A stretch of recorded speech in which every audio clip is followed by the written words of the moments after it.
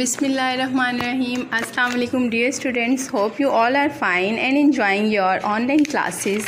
This is your social studies teacher and today we are going to learn from a social studies book 4, our topic art history. We will revise our work page today on page number 75 from textbook. Let's discuss our objectives. Students, you will be able to learn the names of different great empires and dynasties, as we have learned a lot and discovered a lot about them in the previous lessons, and you will be able to learn different terms and their meanings. Students, as we have discussed in this chapter, that the first invaders in subcontinent were the Persians in the 5th century, then the Greeks under the Alexander who defeated the Persians, and then from the east came the Mauryans. The most famous Mauryan ruler was Ashoka.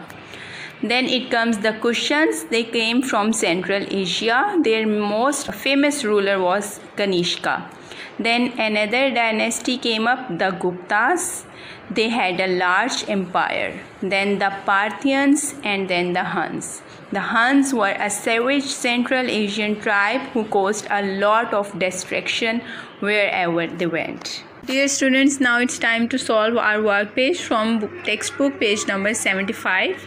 As you can see at the top of the page, there are 3 activities, and number A activity is about there was some great empires and dynasties in the history of the subcontinent. Make a list of these in the order which they ruled. The first one has been noted for you. Number 1, the Persians. And students, we have revised now with the help of video, and we have revised all the empires and dynasties in the history of subcontinent before coming the Islam. Number 2 was the Greeks. Number 3 were the Mauryans. Number 4 were the Kushans. Number 5 were the Guptas. Number 6 was the Parthians. Number 7 were the Huns, and number 8 the Nandas. These are all dynasties in the subcontinent before the arrival of Islam. So you have to note down these dynasties on your book and also memorize these dynasties. Our activity number B is say whether the following sentences are true or false. Students, if they are true, you have to write T, and false, you have to write F. Number 1, the Indus Valley civilization flourished in about 2600 BCE. That is true. Number 2, the people of Mohenjo-daro traded goods with England. No, they never traded goods with England. So it is false. For we will write F. Number 3, the Aryans were a tribe from Africa. No, that was not a tribe from Africa, as we have revised it now and we have learned it from our textbook. We will write F. Number 4, the culture of Gandhara and Taxila was influenced by the Greeks. Yes, we will write T. Number 5, Ashoka became a Buddhist after the Battle of Kalinga. Students, as we have learned earlier about the Battle of Kalinga, that after watching all the adversities, Ashoka became a Buddhist. So this is a right statement. So we will write T.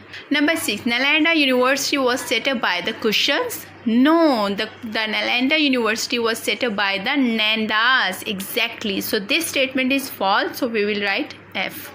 Students, our C activity is write a sentence explaining what each of the following words means. Number 1, archaeology, the study of the remains of ancient civilization. So student, this is the meaning of archaeology, as we have discussed this term earlier in our previous lessons. And number 2, inscription. Student, we have also learned it in Indus Valley civilization. This word inscription means the words written or carved on monuments or coins. So these are the words written or carved on monuments or coins. Number 3, dynasty, the succession of the ruler from the same family. Student, this means one ruler from the same family and the other, it means the rulers came from the same family. So student, this is all about work page. You have to solve it and memorize all these dynasties before the arrival of Islam. I hope you enjoy the revision of dynasties and great empires in subcontinent.